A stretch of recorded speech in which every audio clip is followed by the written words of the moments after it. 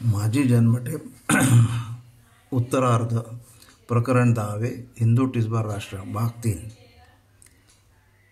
आज बारी बाबा पाहिजे होते. मी विनोदाने माझ्या मित्रास म्हटले. मला बारी नेहमी म्हणे, सावरकर, दगडी भिंतीवर निष्करण का डोके आपटत बसला आहात? त्याने दगडी भिंत का पडते? केवळ डोके मात्र फुटेल. आज त्यास सांगता आले असते की मिस्टर बारी, अंदमानच्या कारागाराच्या दगडी भिंतीवर डोके आपटीत राहिल्याने डोकेही बरेच फुटले खरे, पण तुझी दगडी भिंतही काही पडल्या वाचून राहिली नाही. त्या रात्री मी त्या बातमीचा विचार करून त्यांच्या पुढे हिंदू हिताच्या दृष्टीने त्या सरकारी धोरणास कुठवर पाठबळ दिले पाहिजे आणि कुठे विरोध केला पाहिजे हे मनाशी ठरवले. हेही माझ्या ध्यानात आले की या माझ्या नवीन धोरणामुळे मला लोकप्रियतेचा प्रथम तरी बळी द्यावा लागेल. लोकहितासाठीच लोकांच्या दोषास काही काळ पात्र व्हावे लागेल. जसे शुद्धीच्या चळवळीने त्याच वसाहतीत आरंभी झाले. कारण अंदमानची वसाहत सर्वांशी तोडून टाकण्याचे धोरण मला प्रथमपासूनच मान्य नव्हते. मला अंदमानात जे काही तोडून घ्यायचे होते ते ती वसाहत नसून ज्या दुष्ट, अप्रगतिशील आणि अहितकारक निर्बंधाखाली तिचे शासन चालले होते ते निर्बंध होते. बंदी वसाहत मला पाहिजे होती, पण ती अशा धोरणाने भरभराट यावी असे मला वाटे की ज्या धोरणाने इंग्लंडच्या जन्मठेपीवर धाडलेल्या अपराध्यांची कॅनडा इत्यादी देशातील वसाहत वाढवली गेली. इंग्लंडमध्ये चोरीमारीपासून तो हत्येपर्यंत ज्या ज्या अपराध्यास भयंकरातील भयंकर म्हणून समजण्यात येईल त्यास दंडित करून कॅनडात धाडण्यात येईल. इंग्लंडच्या सभ्य समाजास घातक वाटणारे त्या दंडितांचे भयंकरत्वच त्यांना कॅनडातील हिंस्त्र प्रसूंनी आणि हिंस्त्र परिस्थितीने व्यापलेल्या भूभागास वसवण्यासाठी उपयोगी पडले. सभ्य समाजातील सौम्य निर्बंधाहून किंचित कठोर आणि बरेच कडकपणे पाळले जाणारे निर्बंध घालून त्या शासनांच्या देखरेखीखाली हळूहळू माणसाळलेले असता क्रूरातील क्रूर अपराध्यांचे भयंकरत्वही बंदिवानांची एखादी वसाहत लागवड करून घेण्यास उपयोगी पडते. केवळ त्या वसाहतीचे धोरण त्या बंदिवानांचा नाश करण्याचे किंवा सूड घेण्याचे नसून त्यांचा समाजास उपयोग करून घेण्याकडे व्यय करण्याचे असले पाहिजे. कॅनडा देशात अंशतः अमेरिकेत, बहुशः आफ्रिकेत जे इंग्रजी अपराधी दंडित होऊन गेले त्यास कडक निर्बंधाखाली शक्यतो स्वातंत्र्य देत त्यांच्या उग्रतेचा आणि धाडसाचा उपयोग करून घेण्यात आला. त्या ओसाड आणि हिंस्र प्रदेशात वसाहती बसवण्यात आल्या. जे मनुष्यबळ इंग्लंडात नुसते कारागारात कुजत पडे तेच तिकडे कॅनडाधिक प्रांतात पेरून त्यांच्या संततीची वाढ होऊ दिल्याने ते कसे शतपट वृद्धीस पाऊल दिले आणि म्हणून आज त्यांच्या संततीची स्वतंत्र राष्ट्र निर्माण होऊ शकली. इंग्लंडचे मनुष्यबळ आणि राष्ट्रबळ वाढू शकले. हेच धोरण अंदमानातील हिंदी बंदिवानांच्या वसाहतीच्या मुळाशी असावे हे आम्हास राष्ट्रहिताच्या दृष्टीने अवश्य वाटे. अंदमानची बंदिवानांची वसाहत मुळातच तोडून टाकणे आणि आजवर त्या दृष्टीने झालेले कष्ट आणि व्यय पाण्यात पडू देणे हे आमच्या चळवळीचे ध्येय नव्हते. केवळ त्या वसाहतीस राष्ट्रीय धोरणाने शासित केले जावे असे आम्हास वाटे. कारण जर जन्मठेपीचे बंदिवान अंदमानात किंवा कोणत्याही इतर द्वीपात नवीन वसाहत करण्यास धाडलेच नाहीत तर त्यास 14 वर्षे हिंदुस्थानच्या एखाद्या कारागारात सडत ठेवण्यात येणार.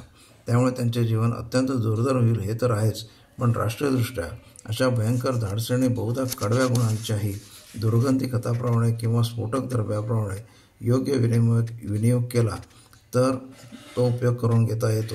त्यास समाज अंतरतो. त्यातूनही मोठी हानी ही होते की इतके मनुष्यबळ कारागाराच्या उत्तुप्त खडकाच्या आगीत जळून व्यर्थ गेल्याने त्यांच्या संततीच्या वाढीस राष्ट्र नित्याचे मुकते. आमच्या मते अपराध प्रवणता हे अनुवांशिक असते हे प्रतिपादन करणाऱ्या शास्त्रज्ञांच्या हातून त्या प्रमेयातील सत्यांशाचा फारच अतिरेक विपर्यास करण्यात येत असतो. प्रत्येक दंडिताची दुष्टता, प्रत्येक पाप्याचे पाप त्याच्या संततीत अनुवांशिक परंपरेने उतरते ही गोष्ट खोटी आहे. अपराध प्रवणता संततीत उतरणे हे अनुवांशिकतेवरच केवळ अवलंबून नसून ती गोष्ट अनेक तादितर कारणांचे फलित असते. शिक्षण, परिस्थिती, संगती अशा अनेक कारणात मूळ बीजातून विक्षिप्त झालेली प्रवृत्ती हे संततीत अपराध प्रवणता संक्रमित होण्याचे एक कारण आहे. दुर्गुण आणि सद्गुण जर निरपेक्षपणे संततीत उतरतेच तर शिवाजीच्या पोटी संभाजी आणि इंग्लिश दंडितांच्या ज्या टोळ्या कॅनडात प्रथम धाडण्यात आल्या अशा चोर, दरोडेखोर इत्यादी महान अपराध्यांच्या पोटी एक स्वतंत्र राष्ट्र निर्माण करणारे आणि ते अव्यात चालवणारे कॅनडियन लोक उत्पन्न झाले नसते. कवीचा मुलगा जसा हटकून कवीच निपजतो असे नाही, तसेच दुष्ट अपराधाचा मुलगा दुष्ट निपजतोच असेही नाही. येतात अर्थ कारागारात जन्मभर कोंडून आपल्या राष्ट्रातील दंडितांच्या संततीस मुकणे म्हणजे त्या दंडितांच्या अपराधासाठी केवळ त्यांनाच दंड न करता राष्ट्रासही दंड करण्यासारखे आहे. त्यापेक्षा त्या दंडितास एखाद्या अंदमानसारख्या जंगली वसाहतीत धाडून तो भूभाग लागवड करण्यासाठी त्यांच्याकडून मनुष्योचित वर्तन आणि श्रम करून घेणाऱ्या सापेक्षता कडक निर्बंधाखाली त्यांचे शासन करवून काही काळाने त्यांच्यापैकी त्यांच्यात सामाजिक सद्गुण विकास पावत आहेत असे वाटेल त्या सापेक्ष स्वातंत्र्य देऊन त्यांना संसार थाटू देऊन संपत्ती आणि संतती उपार्जन करण्यास परवानगी देणे हेच धोरण सरकारी अपराध विभागाने स्वीकारणे राष्ट्रीयदृष्ट्या इष्ट आहे. अंदमानच्या वसाहतीविषयी हे धोरण सरकारने स्वीकारावे असे आमचे मत होते. म्हणजे त्यायोगे अंदमानसारख्या एका नवीन द्वीपाची लागवड होऊन आणि तेथे दंडितांच्या सत्ततीची एक हिंदी होतकरू वसाहत निर्माण होऊन हिंदुस्थानाला टाकाऊ ठरलेल्या आपल्या मनुष्यबळापासूनही इतके महत्त्वाचे उत्पन्न काढता येणारे होते. अंदमानची वसाहत हानिकारक नव्हती, ती तोडायची नव्हती, तर ज्या अनुदार निर्बंधाखाली तिचे शासन होत होते ते निर्बंध तोडायचे होते. त्या अंदमानातील दंडितास सुधारणे आणि त्यांच्या संततीस उपजताच सभ्य जगताचे नागरिक बनवेल असे शिक्षण देणे हे त्या वसाहतीचे निश्चित धोरण असावे आणि या धोरणास अनुकूल अशाच निर्बंधाने तिचे नियमन व्हावे असा आमच्या चळवळीचा मुख्य हेतू होता. आम्ही कारामंडळापुढे दिलेल्या लेखी साक्षीत आणि केलेल्या तोंडी चर्चेत हे स्पष्टपणे बळपूर्वक प्रतिपादन केलेले होते.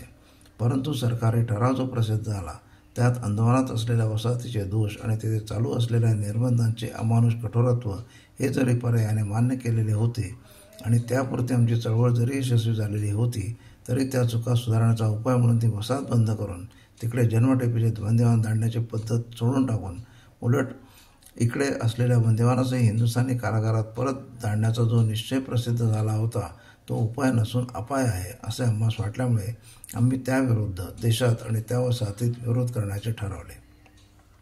या कामी दुर्दैवाने आम्हास पूर्वीच्या विपक्षाची सहानुभूती आणि पूर्वीच्या स्वपक्षाचा विरोध सहन करावा लागणार असे दिसू लागले. कारण अंदमानातील स्थानिक इंग्रज अधिकाऱ्यास आपल्या मताप्रमाणेच ती वसाहत तुटू नये, निदान तिकडे असलेले हजारो बंदिवान तरी एकाएकी परत स्वदेशात दांडण्यात येऊ नये असे वाटे. त्यास असे वाटण्याचे कारण अर्थातच आमच्याप्रमाणे हिंदी राष्ट्रकल्याण हे नव्हते. त्यांचे कारण मुख्यतः हे होते की त्या ठिकाणी असलेल्या ओव्हरसिअरपासून कमिशनरपर्यंत इंग्रजी अधिकाऱ्यांचा अधिकारभंग होऊ नये, त्यांची उचलबांगडी होऊन वसलेले लाभकारक बस्तान डळमळू नये. तिथे शेकडो लोकांवर जवळजवळ अनिर्बंध सत्ता जी त्यास गाजवता येई ती त्यांची हिंदुस्थानातून कुठे बदली झाली तर थोडीच गाजवता येणार होती आणि कित्येकास तर हिंदुस्थानात उलट तितक्याच अधिकाराची आणि सोयीची जागा मिळेल की नाही याची शंकाच होती. म्हणून ते सर्व स्थानिक अधिकारी निदान तिथल्या बंदिवानास तरी हिंदुस्थानात एकाएकी दांडण्यात येऊ नये म्हणून सरकारवर दाब टाकण्यासाठी आणि सरकारी आज्ञा शक्य ती प्रबळपणे बंदिवानास दाखवून कार्यात परिगणित न व्हावी यास्तव खटपट करू लागले. आम्ही तेथील बंदिवानांनी हिंदुस्थानात जाऊ नये म्हणूनच खटपट करू लागलो. तेव्हा या कामी सरकारी अधिकाऱ्यांचे आणि आमचे चांगलेच सूत्र जमले. परंतु या अपूर्व देखाव्यानेच तेथील बंदिवानात विलक्षण बुद्धिभेद उत्पन्न झाला. सरकार म्हणेल त्यात काहीतरी गोम असलीच पाहिजे हा सरकारी वर्तनाविषयीचा सर्वसाधारण अविश्वास आपल्या राष्ट्राच्या आजपर्यंतच्या अनुभवाने सामान्य लोकात आमच्यासारख्या प्रचारकांनीच उत्पन्न केला होता. परंतु अज्ञानी माणसाचा एकदा एखाद्याविषयी अविश्वास उत्पन्न झाला की तो मनुष्य एखाद्या वेळी चुकून व हेतुपूर्वक एखादी गोष्ट त्या अज्ञानी मनुष्यास लाभकारक कशी जरी करू लागला तरी त्यात काहीतरी गोम असणारच, म्हणून ती गोष्टही अज्ञानी मन करण्यास धजत नाही.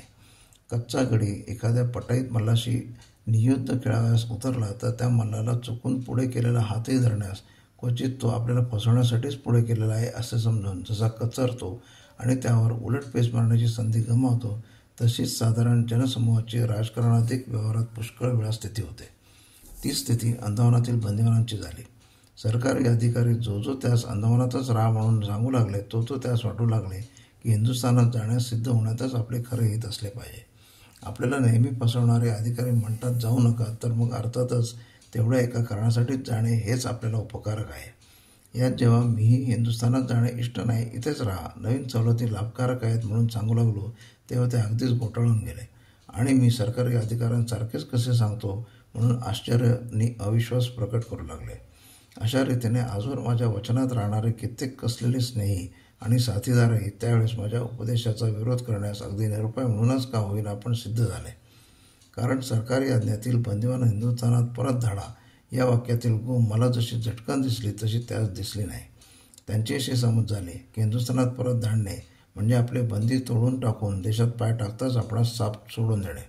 हजारो बंदिवान आपणास आपण हिंदुस्थानात जाण्याचे मान्य करताच सरकार आपणास सोडून देणार. जन्मठेपीच्या बंदीची ही मारक शृंखला देशास पाया लागताच गळून पडणार.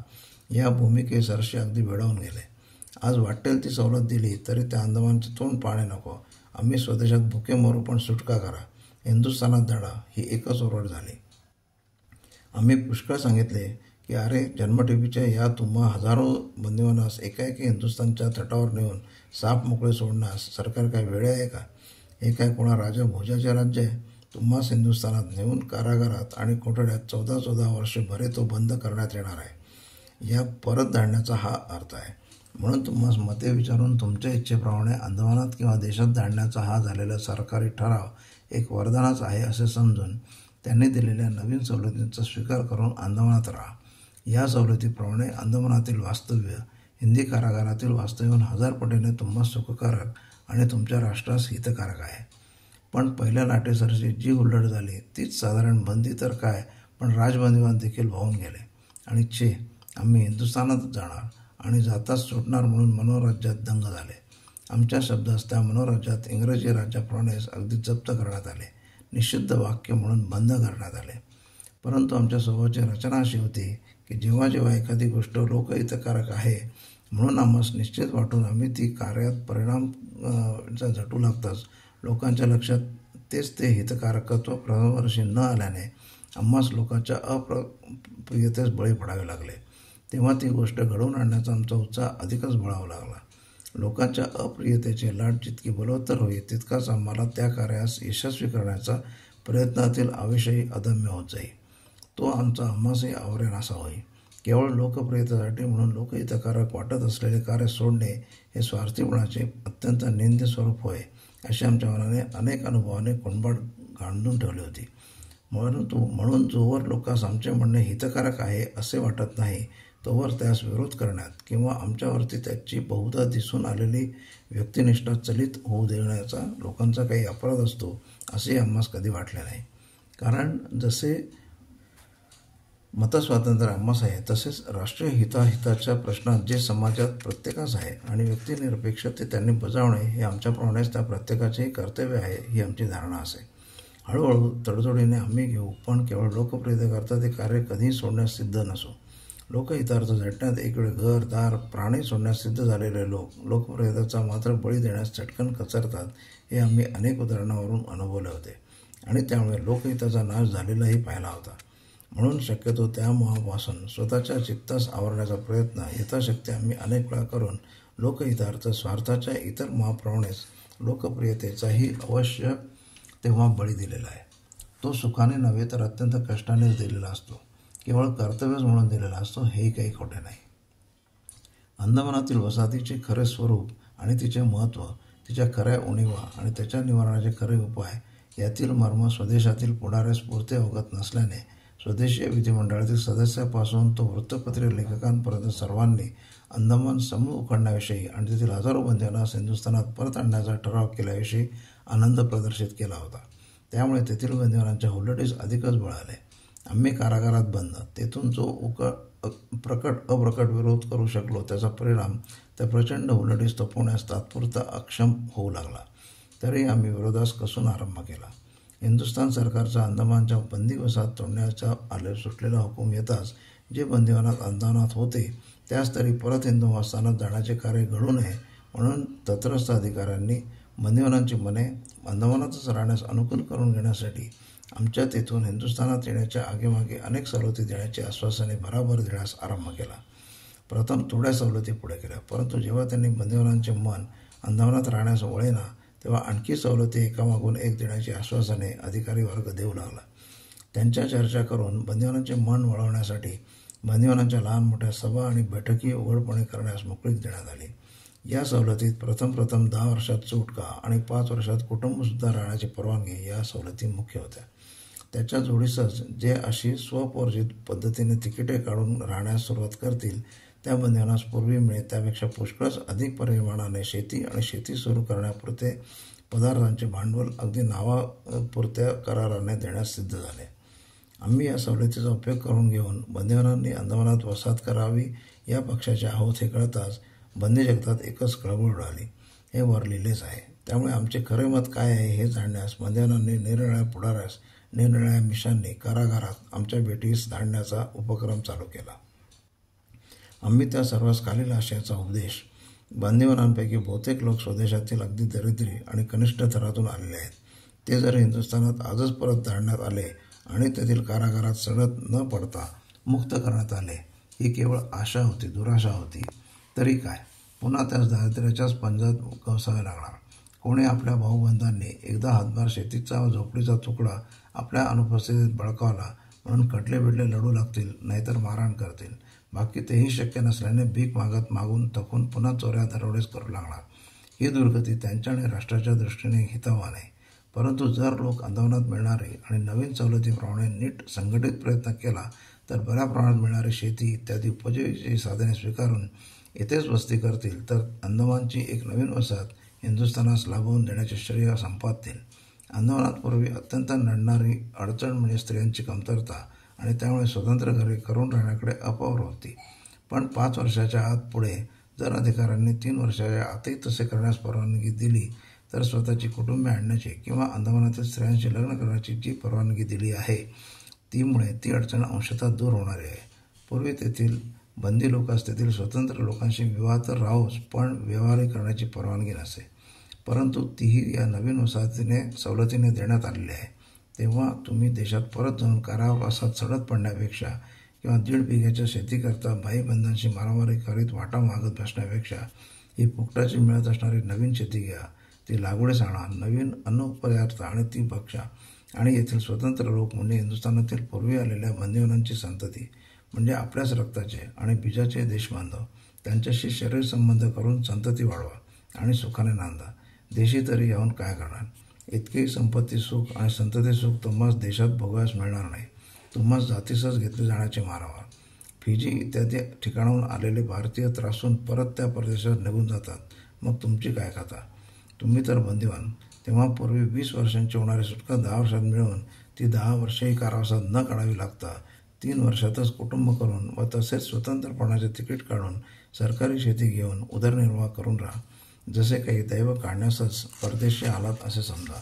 आणि व्यक्तीच्या बंदिवासाची दुःखी अशी टाळता येतात. इतकेच नव्हे तर या नवीन परिस्थितीचा संघटित लाभ घ्याल तर कॅनडासारखी, केप कॉलनीसारखी अशी लहानशी वसाहत तुम्ही आणि तुमची संतती मिळून उत्पन्न करू शकाल आणि आपल्या प्रिय मातृभूमीला ते एक लहानसे नवे सांस्कृतिक राज्य मिळवून देऊ शकाल. कारण अंदमानात तुम्ही बसाल तर हिंदू संस्कृतीची ध्वजा त्यावर उडत राहील. आज इथेच थांबलो.